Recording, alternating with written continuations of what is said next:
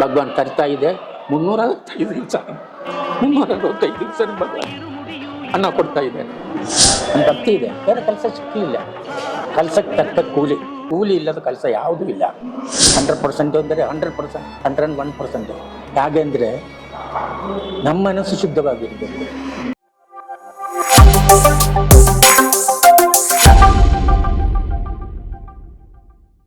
So hi friends, welcome to C talks. ನಾವಿವತ್ತು ಅಯ್ಯಪ್ಪ ಸ್ವಾಮಿಯ ಮಹತ್ವ ಮತ್ತು ಮಹಿಮೆಯನ್ನು ತಿಳ್ಕೊಳಕ್ಕೆ ಹೋಗ್ತಾ ಇದ್ವಿ. ಸೊ ಬನ್ನಿ ಸರ್ ಹತ್ರ ಕೇಳಿ ವಿಷಯಗಳನ್ನೆಲ್ಲ ತಿಳ್ಕೊಳ್ಳೋಣ. ಸರ್ ನಮಸ್ತೆ. ಸ್ವಾಮಿ ಸರ್. ಸರ್ ಇವಾಗ ಇದು ಏನಂದ್ರೆ ಅಯ್ಯಪ್ಪ ಸ್ವಾಮಿ ಸೀಸನ್ ಇದು. ಸೊ ಅಯ್ಯಪ್ಪ ಸ್ವಾಮಿ ಬಗ್ಗೆ ಸ್ವಲ್ಪ ನಾವು ತಿಳ್ಕೊಬೇಕಂತ ಬಂದಿದ್ದೀವಿ. ಸೊ ನೀವು ಅದಕ್ಕೆ ಸ್ವಾಮಿ ಸರ್. ಸರ್ ಇವಾಗ ಅಯ್ಯಪ್ಪ ಸ್ವಾಮಿ ಮಾಲೆ ಅಂದ್ರೆ ಇದೇನಪ್ಪ ಫಸ್ಟ್ ಟೈಮ್ ಹಾಕೋರು ಎಷ್ಟು ದಿನ ಹಾಕ್ಬೇಕು ಸರ್? ಫಸ್ಟ್ ಟೈಮ್ ಅಂದಲ್ಲ, ಎಷ್ಟು ಸಲ ಹಾಕಿದ್ರು ಕೂಡ ಅದಕ್ಕೆ ನಿಯಮ ಇದೆಲ್ಲ ಇರೋದು 41 ದಿವಸ ವ್ರತ ಇರಬೇಕು ಅಂತೆ. ಮನಶುದ್ಧಿ, ಶರೀರ ಶುದ್ಧಿ ಎಲ್ಲ ಇರಬೇಕು. ಮನಶುದ್ಧಿ, ಶರೀರ ಶುದ್ಧಿ ಇದೆರಡು ಇಂಪಾರ್ಟೆಂಟ್. ನಾವು ಮಾಡುವ ಪ್ರವೃತ್ತಿಯಿಂದ ಮತ್ತು ಮಾತಿನಿಂದ ಇನ್ನೊಬ್ಬರ ಮನಸ್ಸಿಗೆ ನೋವಿಸ್ತಾರೆ. ನಮ್ಮಿಂದ ಇನ್ನೊಬ್ಬರಿಗೆ ಅನನುಕೂಲ ಆಗಬಾರ್ದು. ಮನಶುದ್ಧಿ, ಶರೀರ ಶುದ್ಧಿ ಅದು ಇಂಪಾರ್ಟೆಂಟ್. ಆಮೇಲೆ ನಾವು ಮಾಡುವ ಪ್ರವೃತ್ತಿಯಿಂದ ಇನ್ನೊಬ್ಬರ ಪ್ರವೃತ್ತಿಯಿಂದ ನಮ್ಮ ಮಾತಿನಿಂದ ಇನ್ನೊಬ್ಬರ ಮನಸ್ಸಕ್ಕೆ ನೋಯಿಸಬಾರ್ದು. ತಂದೆ ತಾಯಿದ ಮಾತು, ಅವರೇ ನಮ್ಮದು ದೇವರು. ಅವರ ಮಾತು ಮೀರಿ ನಾವು ಹೋಗಬಾರ್ದು. ಅವರು ನಮ್ಮ ಒಳ್ಳೆಯದಕ್ಕಾಗಿ ಮಾತ್ರ ಹೇಳ್ತಾರೆ. ನಾವು ಕೆಟ್ಟೋದಕ್ಕೆ ಅವ್ರು ಹೇಳೋಲ್ಲ. ಅವ್ರು ಹೇಳೋದು ಕೆಲವು ಟೈಮ್ ನಮಗೆ ಆಗಲ್ಲ, ಅದು ನಮ್ಮ ಇದು. ಆದರೂ ಅವರ ಮಾತಕ್ಕೆ ಇಂಪಾರ್ಟೆನ್ಸ್ ಕೊಡಬೇಕು. ನೀವು ಎಷ್ಟು ವರ್ಷದಿಂದ ಮಾಲೆ ಹಾಕ್ತಾ ಇದ್ದೀರಾ ಸರ್? ಇಲ್ಲ, ನಾನಿವಾಗ ಕೊರೋನಾ ಆದಮೇಲೆ ಹೋಗ್ತಾ ಇಲ್ಲ, ಹೋಗಿಲ್ಲ. ಅದೇ ಎಷ್ಟು ವರ್ಷ ಹಾಕಿದ್ರಿ ಸರ್? ನಾನು 71 ಕಂಟಿನ್ಯೂ ಮಾಡಿದೆ. 71 ಕಂಟಿನ್ಯೂ ಮಾಡಿದೆ. ಕೆಲವು ವರ್ಷದಲ್ಲಿ 2-3 ಸಲ ಹೋಗಿದ್ದೀನಿ. ಎಷ್ಟು ವರ್ಷ ಅಂದ್ರೆ ಎಷ್ಟು ಸಲ ನಾನು ಲೆಕ್ಕ ಇಟ್ಕೊಂಡಿಲ್ಲ. 70 ಹಾಕೊಂಡ್ ಬಂದಿದ್ರಿ, ಕೋವಿಡ್ ಸ್ಟಾಪ್ ಮಾಡಿದ್ರಿ. ಕೋವಿಡ್ ಆದಮೇಲೆ ಸ್ಟಾಪ್ ಮಾಡಿದೆ. ಸರ್ ಇವಾಗ ಈ ಮಾಲೆ ಹಾಕೋ ಮಹತ್ವ ಏನಿದೆ ಸರ್?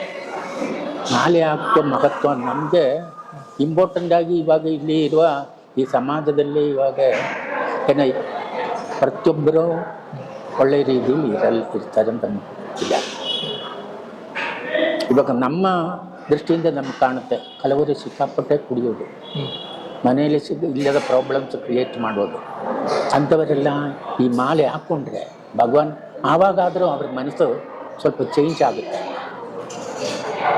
ಎಷ್ಟೋ ಜನ ಇವಾಗ ಕಂಟಿನ್ಯೂ ಮಾಲೆ ಹಾಕೋರಿದ್ದಾರೆ, ಬಂದು ಹೇಳ್ತಾರೆ ನಮ್ಮ ಮಾಲೆ ತೆಗೆದ್ರೆ ನಮ್ಗೆ ಮನಸ್ಸೇ ಚೇಂಜ್ ಆಗುತ್ತೆ. ಕೆಲವರು ಹೇಳ್ತಾರೆ. ಆ ಥರ ಜನನೂ ಇದ್ದಾರೆ. ಯಾಕಂದರೆ ಅವರಿಗೆ ಅವ್ರ ಮನಸ್ಸು ಕಂಟ್ರೋಲ್ ಮಾಡೋಕ್ಕಾಗ್ತಾ ಇಲ್ಲ. ಇದಿದ್ದರೆ ಒಂದು ಭಯ. ಸರ್ ಇವಾಗ ನಾವು ಅಯ್ಯಪ್ಪ ಸ್ವಾಮಿ ನೆನೆಸ್ಕೊಂಡು ಮಾಲೆ ಹಾಕಿದ್ರೆ ನಾವು ಅಂದ್ಕೊಂಡು ಇರೋ ಕೆಲಸ ಎಲ್ಲ ಈಡೇರುತ್ತೆ ಸರ್? 100% ಅಂದರೆ 100%, 101%. ಹೇಗೆ ಅಂದರೆ ನಮ್ಮ ಮನಸ್ಸು ಶುದ್ಧವಾಗಿರಬೇಕು. ಅದು ಮೇಯ್ನ್. ನಾವು ಎಲ್ಲಿ ಹುಡುಕಬೇಕಾಗಿಲ್ಲ, ಇಲ್ಲೇ ಇದೆ ಭಗವಾನ್. ಹುಡುಕಬೇಕಾಗಿಲ್ಲ, ಭಗವಾನ್ ಇಲ್ಲೇ ಇದೆ. ಇದಕ್ಕೆ ದ್ರೋಹ ಮಾಡಬಾರ್ದು. ನಮ್ಮ ಆತ್ಮಸಾಕ್ಷಿಗೆ ದ್ರೋಹ ಮಾಡಿದ್ರೆ ಅದಕ್ಕೊಂದು ದೊಡ್ಡ ಶಿಕ್ಷೆ ಇಲ್ಲ. ಒಳ್ಳೇದು ಮಾಡಿದ್ರೆ ಅದು ತಕ್ಕಾಗ ಬಲ ಇದ್ದೇ ಇದೆ. ಕೆಲಸಕ್ಕೆ ತಕ್ಕ ಕೂಲಿ ಇಲ್ಲದ ಕೆಲಸ ಯಾವುದೂ ಇಲ್ಲ.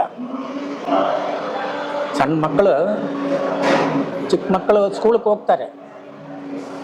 ಚೆನ್ನಾಗಿ ಓದೋ ಹುಡುಗರಿಗೆ 100% ಮಾರ್ಕ್ಸ್ ಸಿಗ್ತದೆ.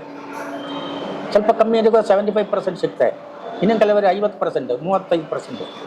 ಮಾಡುವ ಕೆಲಸಕ್ಕೆ ತಕ್ಕ ಕೂಲಿ. ಸರ್ ಇವಾಗ ನೀವು ಹೇಳಿದ್ರಿ ಮನಶುದ್ಧಿ ಇದ್ದರೆ ಸಾಕು, ನಾವು ಅಂದ್ಕೊಂಡಿದ್ದು ಸಿಗುತ್ತಂತ. ಮನಶುದ್ಧಿ ಇರಬೇಕು, ಶರೀರ ಶುದ್ಧಿ ಇರಬೇಕು. ಶರೀರ ಶುದ್ಧಿ ಅದೇ ಮನಶುದ್ಧಿ, ಶರೀರ ಶುದ್ಧಿ. ಇನ್ನೊಬ್ಬರ ಮನಸ್ಸು ನೋಯಿಸಬಾರ್ದು, ಅದಕ್ಕೊಂದು ದೊಡ್ಡ ಪೂಜೆ ಇಲ್ಲ. ಇವಾಗ ನೀವು ನಿಮ್ಮ ಮಾತಿನ ಪ್ರವೃತ್ತಿಯಿಂದ ಅವರಿಗೆ ದ್ರೋಹ ಮಾಡಬಾರ್ದು. ಇನ್ನೊಬ್ಬರು ಅವರಿಗೆ ಸಹಾಯ ಮಾಡೋದಿದ್ರೆ ನಿಮ್ಮಿಂದ ಕೆಡಿಸಬಾರ್ದು. ಅಷ್ಟಿದ್ರೆ ಅದಕ್ಕೊಂದು ದೊಡ್ಡ ಪೂಜೆ ಇಲ್ಲ. ಸರ್ ಇವಾಗ ಏನಪ್ಪ, ಇವಾಗ ಮಾಂಸದ ಅಂಗಡಿಯಲ್ಲಿ ಕೆಲಸ ಮಾಡೋನು ಒಬ್ಬ ಇರ್ತಾನೆ, ಅವನಿಗೆ ಸ್ವಾಮಿ ಮೇಲೆ ಭಕ್ತಿ ಜಾಸ್ತಿ ಇರುತ್ತೆ, ಬಟ್ ಅವ್ನ ಕೆಲಸ ಮಾಂಸ, ಅವನ ವೃತ್ತಿ ಅದು ಅದು ಮಾಡ್ತೀನಂದ, ಆ ಕೆಲಸ ಮಾಡ್ತೀನಿ ಅಂತೇಳಿ ಅವನ ಜೀವನ, ಅದೇ ಅವನ ಜೀವನ. ಭಗವಾನ್ ಅಷ್ಟಾದರೂ ಅವನಿಗೆ ಕೆಲಸ ಮಾಡಬೇಕು ಅಂತ ಒಂದು ಇದು ಕೊಟ್ಟಿದ್ದಾರೆ. ಅವನು ಕೆಲಸ ಮಾಡೋಕ್ಕೆ ಹೋಗಿಲ್ಲ ಇಲ್ವಾ? ಕೆಲಸ ಮಾಡೋಕ್ಕೆ ಹೋಗಿಲ್ಲ, ಕೆಲಸ ಮಾಡಿ ದುಡಿತಾನೆ. ಅವ್ನು ಮಾಂಸ ಅಂಗಡಿನಲ್ಲಿ ಕೆಲಸ ಮಾಡಿದೆ ಅಂತೇಳಿ ಅವನ ಭಕ್ತನಲ್ಲದು ಬರಲ್ಲ.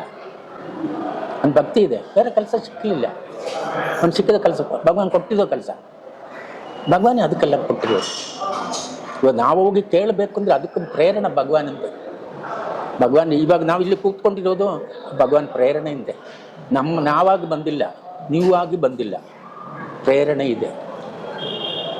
ಸರ್, ಇವಾಗ ಕೇರಳದಲ್ಲಿ ಶಬರಿಮಲೆ ದೇವಸ್ಥಾನ ಇದೆಯಲ್ಲ, ಆ ಶಬರಿಮಲೆ ದೇವಸ್ಥಾನ ಹೆಂಗೆ ಸ್ಥಾಪನೆ ಆಯ್ತು ಅಂತ ನಿಮ್ಗೆ ಗೊತ್ತಾ ಸರ್? ಹೆಂಗೆ ಸ್ಥಾಪನೆ ಆಗಿದ್ದು ಸಾಂಸರ, ಹೆಂಗೆ ಸ್ಥಾಪನೆ ಆಗಿದೆ ಅಂದರೆ ಸಾವಿರಾರು ವರ್ಷ ಹಿಂದಿಗೆ ಅದು ಹುಟ್ಟಿರೋದು ಅಂದರೆ ಭಗವಂತ ಅಯ್ಯಪ್ಪನಂದ್ರೆ ಫಸ್ಟ್ ಅದಕ್ಕೆ ಅಯ್ಯಪ್ಪನ ಕೈಯಿಂದ ತಂದು ಅಮೃತ ಕಡಿತಾ ಇತ್ತಲ್ಲ, ಅಮೃತ ಕಡಿಯೋ ಟೈಮ್ನಲ್ಲಿ ಅವರೆಲ್ಲರೂ ಸೇರಿಬಿಟ್ಟು ಇದು ಮಾಡಿದಾಗ ಅಮೃತ ಸಿಕ್ಕಿದು. ಆವಾಗ ಅವರವರಲ್ಲೇ ಡಿಫ್ರೆನ್ಸ್ ಕೊಡ್ತೀನಿ, ಯಾರಿದು ಡಿಸ್ಟ್ರಿಬ್ಯೂಟ್ ಮಾಡಬೇಕು ಅಂತ. ಆವಾಗ ಭಗವಾನ್ ಕೃಷ್ಣ ಎಂಬ ಮೋಹಿನಿ ಅವತಾರದಲ್ಲಿ ಹೋಗಿದೆ. ಆವಾಗ ಭಗವಾನ್ ಮೋಹಿನಿ ಅವತಾರದಲ್ಲಿ ಪ್ರತ್ಯಕ್ಷವಾಗಿದೆ. ಮೋಹಿನಿ ಅವತಾರದಲ್ಲಿ ಪ್ರತ್ಯಕ್ಷ ಆಗಿಬಿಟ್ಟು ಆವಾಗ ಇವರೆಲ್ಲರೂ ಸೇರಿ ಭಗವಾನ್ ನೋಡಿದ್ರಿಗೆ ಅವ್ರಿಗೆ ತುಂಬ ಇದಾಯಿತು, ಮೋಹಿನಿ ಅವತಾರ. ಆವಾಗ ಹೇಳಿದೆ, ನೀವೇ ನಮಗಿದೆಲ್ಲ ಡಿಸ್ಟ್ರಿಬ್ಯೂಟ್ ಮಾಡಿ ಕೊಡಿದ್ದೇವೆ, ಕೊಡ್ತೀನಿ ಅಂತೇಳಿ. ಭಗವಾನಿಗೆ ಇದು ಮೊದಲೇ ಗೊತ್ತು. ಭಗವಾನ್ ಏನು ಮಾಡಿದೆ, ಎಲ್ಲರೂ ಕಣ್ಣು ಮುಚ್ಕೊಂಡಿರಿ, ಎಲ್ಲರಿಗೂ ಕೊಡ್ತೀನಿ ಅಂತ ಹೇಳಿದೆ. ಎಲ್ಲರಿಗೂ ಕೊಡ್ತೀನಿ ಅಂತ ಹೇಳಿದೆ. ಕಣ್ಣು ಮುಚ್ಚಿ ಭಗವಾನ್ ಇದೆಲ್ಲ ತಗೊಂಡೋಗು. ಅಷ್ಟು ಭಗವಾನ್ ಆವಾಗ ನೋಡಿದ್ರೆ ಮೋಹಿನಿ ಅಂದರೆ ತುಂಬ, ಇವತ್ತು ನೋಡಿದ್ರೆ ತುಂಬ ಆಕರ್ಷಣೆ ಇತ್ತು ಭಗವಾನ್ ಮೇಲೆ, ಆಕರ್ಷಣೆ ಇತ್ತು. ಏನು ಲೇಡೀಸ್ ಒಳ್ಳೆ ಆಭರಣ ಒಳ್ಳೆ ಡ್ರೆಸ್ ಹಾಕ್ಕೊಂಡು ಬಂದರೆ ಏನಾರು ಯಾರಾದರೂ ಕೂಡ ನೋಡೇ ಮಾಡ್ತಾರೆ. ಅದೇ ರೀತಿಯಲ್ಲಿ ಭಗವಾನ್ ನೋಡಿ ಇವರಿಗೆ ತುಂಬ ಇದಾಯಿತು, ನೀವೇ ನಮಗಿದು ಡಿಸ್ಟ್ರಿಬ್ಯೂಟ್ ಮಾಡಿದ್ದೆ, ನಮ್ಮಲ್ಲಿ ಯಾರು ಡಿಸ್ಟ್ರಿಬ್ಯೂಟ್ ಮಾಡಿದ್ರೆ ಸರಿ ಬರಲ್ಲ. ಇವರಿಗೆ ಭಗವಾನ್ ನೋಡ್ಬಿಟ್ಟು ಭಗವಾನ್ ಮಾಡ್ತೀನಿ ಅಂತ ಹೇಳಿದೆ. ಭಗವಾನ್ ಮೊದಲೇ ಇದು ಗೊತ್ತು, ಡಿಸ್ಟ್ರಿಬ್ಯೂಟ್ ಎಲ್ಲರೂ ಕಣ್ಣು ಮುಚ್ಕೊಳ್ಳಿ ಅಂತ ಹೇಳ್ತಾರೆ. ಕಣ್ಣು ಮುಚ್ಕೊಂಡಿತ್ತು, ಹಂಗೆ ತಗೊಂಡೋಗ್ಬಿಟ್ಟು ಕಣ್ಣು ತೆಗೆದಾಗ ಯಾವುದೂ ಕಾಣಲಿಲ್ಲ. ಆವಾಗ ಅದಾದಮೇಲೆ ಶಿವ ಏನು ಮಾಡಿದೆ, ಶಿವನಿಗೂ ಇದು ಗೊತ್ತಾಯಿತು. ಅವತ್ತು ಮಾಡಿದೆ ಮೋಹಿನಿ ಅವತಾರ. ಭಗವಾನ್ ನೋಡಿದಾಗ ಹೇಳಿದೆ, ಅವತ್ತು ಮಾಡುವ ಟೈಮಿನಲ್ಲಿ ಇದ್ದ ಅದೇ ಮೋಹಿನಿ ರೂಪ ನನಗೆ ತೋರಿಸ್ಕೊಡ್ಬೇಕು ಅಂತ ಹೇಳಿದೆ. ಅದೇ ರೂಪ ನನಗೆ ತೋರಿಸ್ಬೇಕು ಅಂತ ಹೇಳಿದೆ ಭಗವಾನ್ ಹತ್ರ ಹೇಳಿದೆ. ಆಯಿತು ಅಂತ ಹೇಳಿದೆ, ಮೋಹಿನಿ ರೂಪ ತೋರಿಸಿದೆ. ತೋರಿಸಿದ ಮೇಲೆ ಶಿವನಿಗೆ ಆಕರ್ಷಣೆ ಆಯಿತು.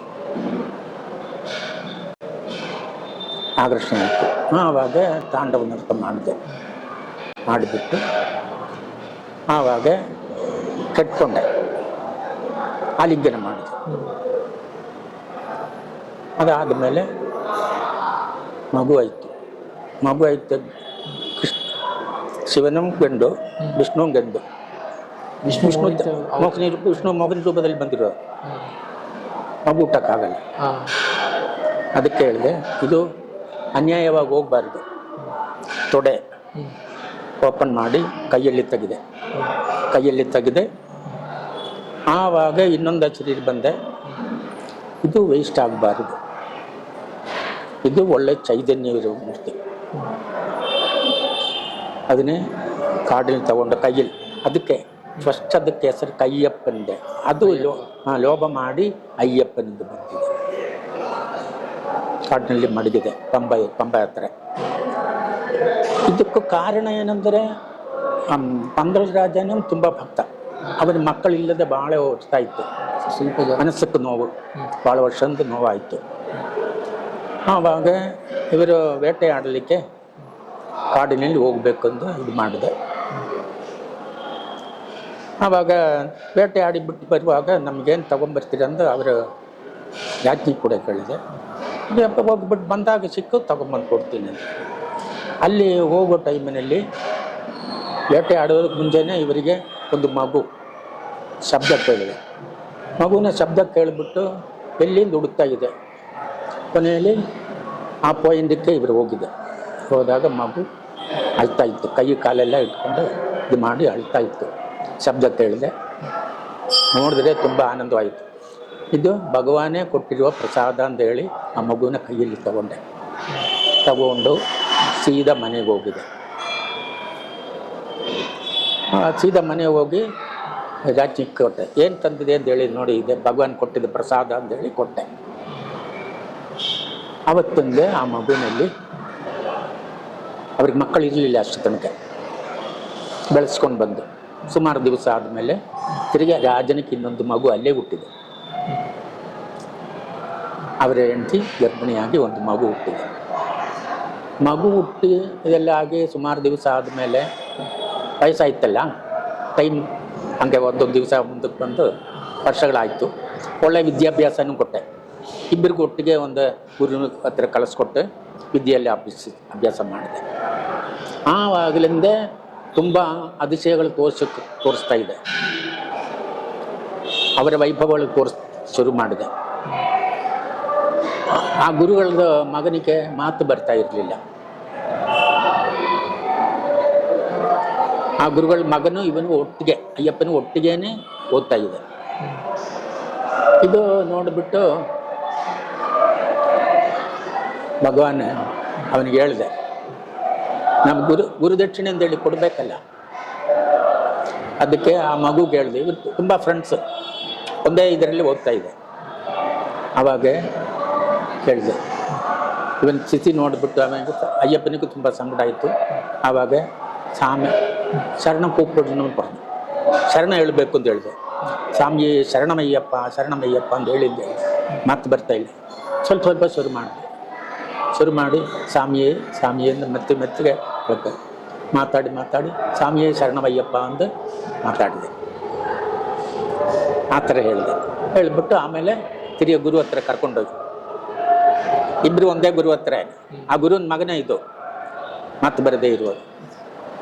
ಅಲ್ಲಿ ಹೋಗ್ಬಿಟ್ಟು ಗುರು ಹತ್ರ ನಿಂತ್ಕೊಂಡು ಸ್ವಾಮಿ ಶರಣ ಅಂತ ಹೇಳಿದೆ. ಆವಾಗ ಇದೇ ನಂದು ಗುರುದಕ್ಷಿಣೆ ಅಂತೇಳಿ. ಸೊ ಹಿಂಗಿಂದ ಅಯ್ಯಪ್ಪನ ಹೌದು ಪ್ರತಿಷ್ಠಾಪನೆ ಅಲ್ಲಾಗಿತ್ತು. ಹೌದು, ಕೇರಳದ ಪ್ರತಿಷ್ಠಾಪನೆ. ಸರ್, ಇದು ನಾವು ಕೇಳ್ಕೊಂಡ್ರೆ ನನ್ನ ಮನಃಶುದ್ಧಿ ಶರೀರ ಶುದ್ಧಿ ಇದ್ದರೆ ನಾವು ಏನು ಕೇಳಿದ್ರು ಆಗಿದೆ. ಎಷ್ಟೋ ಜನರಿಗೆ ನಮ್ಮ ದೃಷ್ಟಿಯಿಂದ ಆಗಿದೆ. ಮಕ್ಕಳಿಲ್ಲದವರಿಗೆ ಮಕ್ಕಳಾಗಿದೆ. ಬೆಳಗ್ಗೆಯಿಂದ ಸಾಯಂಕಾಲ ತನಕ ಕುಡಿತಾ ಇರ್ತಾನೆ. ಇರೋದು ಬಿಟ್ಟಿದೆ ಎಷ್ಟೋ ಜನ ನಮ್ಮ. ಕೆಲವರು ಹೇಳ್ತಾರೆ, ನನಗೆ ಈ ಮಾಲೆ ತೆಗೆದ್ರೆ ತಿರುಗಿ ತಲಕ್ಷಣ ಕುಡಿಬೇಕು ಅಂತ ಬರ್ತಾರೆ. ಅದರಿಂದ ನಾವು ಈ ಮಾಲೆ ತೆಗಿಯಲ್ಲ ಅಂತ. ಅಷ್ಟೊಂದು ಭಕ್ತಿ ಇದೆ. ಮಾಡುವ ಕೆಲಸಕ್ಕೆ ತಕ್ಕ ಕೂಲಿ ಇಲ್ಲದ ಕೆಲಸ ಯಾವುದೂ ಇಲ್ಲ. ಅದು ಮೇಯ್ನ್, ನನಗೆ ನಂಬಿಕೆ ಇದೆ. ಸರ್, ಇವಾಗ ಮಾಲೆ ಹಾಕಿದ್ರೆ ಸ್ವಾಮಿಯೇ ಶರಣಮಯ್ಯಪ್ಪ ಅನ್ನೋ ಜಪಾನ ದಿನದಲ್ಲಿ ಎಷ್ಟು ಸತಿ ಇದು ಮಾಡ್ಬೇಕು ಸರ್? ಅಲ್ಲಿ ಎಷ್ಟು ಸತಿ ಮಾಡಬೇಕು ಅಂದಿಲ್ಲ. ಅದೇ ನಾನು ಹೇಳಿ, ಮಾಡಿದ ಕೆಲಸಕ್ಕೆ ತಕ್ಕ ಕೂಲಿಯಿಂದ ಅವನ ನಾಮ ಹೇಳಿದ್ರೆ ನಮ್ಗೆ ಒಳ್ಳೇದಾಗುತ್ತೆ. ನಮ್ಮ ಮನಸ್ಸಿನಲ್ಲಿದೆ. ನಮ್ಮ ಮನಸ್ಸಲ್ಲಿ ಯಾವಾಗಲೂ ಅದು ಇದ್ದರೆ ನಮ್ಗೆ ಒಳ್ಳೆಯದು. ಮನಸ್ಸಲ್ಲಿ ಇರಬೇಕು ಸರ್. ಅಯ್ಯಪ್ಪ ಇಷ್ಟೆಲ್ಲ ಹೇಳ್ಬಿಟ್ಟು ಮಾಡೋದು ಅನಾಚಾರ ಆಗಬಾರ್ದು. ಅದೊಂದಿದೆ. ತೋರಿಸ್ಕೊಳ್ಳೋದಕ್ಕೆ ಮಾತ್ರ ಮಾಡಬಾರ್ದು. ಮಾಡುವ ನಾವು ಏನು ಮಾತಾಡ್ತೀವಿ ಅದೇ ರೀತಿಯಲ್ಲಿ ನಡಿಬೇಕು. ನಮಗೂ ಅನುಭವ ಇದೆ ಸ್ವಾಮಿ. ಭಗವಾನ್ ನಮಗೆ ಡೈರೆಕ್ಟಾಗಿ ತೋರಿಸಲ್ಲ, ಯಾವುದೋ ರೂಪದಲ್ಲಿ ನಮಗೆ ತೋರಿಸ್ತಾರೆ. ನಾವು ಈ ದೇವಸ್ಥಾನ ಆಗಿ 39 ವರ್ಷ ಆಯ್ತು. ಇವಾಗ ಮೊದಲು ನಾವು ಒಂದು ಭಜನೆ ಮಂದಿರ ಇತ್ತು, 8 ಅಡಿ ಒಂದು ರೂಮು, 20 ರೂಪಾಯಿ ಬಾಡಿಗೆ ಇತ್ತು. ಆ ಬಾಡಿಗೆ ಕೊಡೋದಕ್ಕೂ ನಮ್ಮ ಕೈಯಿಂದ ಆಗ್ತಾ ಇರಲಿಲ್ಲ. ಅರ್ಧ kg ಎಣ್ಣೆ ತಗೊಳ್ಳೋಕ್ಕೂ ಬಿದ್ದು ಇರಲಿಲ್ಲ. ಅಲ್ಲಿ ಇದೇ ಥರ ಪ್ರೋಗ್ರಾಮ್ ಮಂಡಲ ಸೀಸನಲ್ಲಿ ಪ್ರೊಸೆಷನು ಅದಕ್ಕೆಲ್ಲ ಖರ್ಚು ಬೇಕಾಗುತ್ತೆ. ವಾದ್ಯದವರು ಬರ್ತಾ ಇರೋಕ್ಕೆಲ್ಲ ಎಕ್ಸ್ಪೆನ್ಸ್ ಬೇಕು. ಆವಾಗ ಗುಂಡಿನ ನಾವು ಪಬ್ಲಿಕ್ ಹತ್ರ ಮನೆಗೆ ಹೋಗಿ ಕಲೆಕ್ಟ್ ಮಾಡ್ತಾಯಿತ್ತು. 10 ಪೈಸೆ ಕೊಡುವರು ಕೂಡ ಇತ್ತು. ಏನೂ ಇಲ್ಲ ಅಂತ ಹೇಳಿದ್ರೆ 1 ಇಡಿ ಅಕ್ಕಿ ಆದರೂ ಕೊಡಿ ಅಂತ ಕೇಳಿ ತಗೋತಾಯಿತ್ತು. ಹ್ಯಾಂಡ್ ಬ್ಯಾಗ್ ತೊಗೊಂಡೋಗ್ತೀನಿ, 1 ಇಡಿ ಅಕ್ಕಿ ಆದರೂ ಕೊಡಿ ಅಂತೇಳಿ ಅಕ್ಕಿ ತಗೊಂಡು ಆ ಥರ ಮಾಡಿ ನಾವು ಅನ್ನದಾನ ಮಾಡ್ತಾಯಿತ್ತು. ಇಲ್ಲಿ ಬಂದ ಮೇಲೆ 1 ಕಾಳು ಅಕ್ಕಿ ಕೂಡ ನಾವು ಪರ್ಚೇಸ್ ಮಾಡಲಿಲ್ಲ, ಯಾರ ಹತ್ರ ಕೇಳೋಕ್ಕೂ ಹೋಗಿಲ್ಲ. ಭಗವಾನ್ ತರ್ತಾ ಇದೆ. 365 ದಿವಸ 365 ದಿವಸ ಭಗವಾನ್ ಅನ್ನ ಕೊಡ್ತಾ ಇದ್ದಾರೆ. ಸರ್, ನಾನೊಂದು ವಿಷಯ ಕೇಳ್ಪಟ್ಟೆ. ಏನಂದ್ರೆ ಇವಾಗ ಮಾಲೆ ಹಾಕಿದ್ರೆ ಪ್ರತಿಯೊಂದು ನಮ್ಮ ಕೆಲಸ ಏನಿರುತ್ತೋ ಅದು ನಾವೇ ಮಾಡ್ಕೊಬೇಕು, ಅಡುಗೆಯಿಂದ ಹಿಡಿದು ಪ್ರತಿಯೊಂದು ಅಂತ. ಆದರೆ ಇತ್ತೀಚೆಗೆ ನಾನು ನೋಡ್ತಾ ಇರೋಂಗೆ ಮಾಲೆ ಹಾಕಿದವರು ಅಡುಗೆ ಮಾಡಿಲ್ಲ ಅಂದ್ರೆ ಪರವಾಗಿಲ್ಲ ಹೋಗಿ ಹೋಟ್ಲಲ್ಲಿ ಊಟ ಮಾಡೋದು ಈ ಥರ ಎಲ್ಲ ಮಾಡ್ತಾ ಇದಾರಲ್ಲ, ಅದು ಸರಿನಾ ಸರ್ ಅದು? ಅಲ್ಲ, ಅದು ಅಂದರೆ ಸರಿಯಲ್ಲ ಅಂದು ಸರಿ ಇದೆ ಎಂದು ಹೇಳೋಕ್ಕಾಗಲ್ಲ.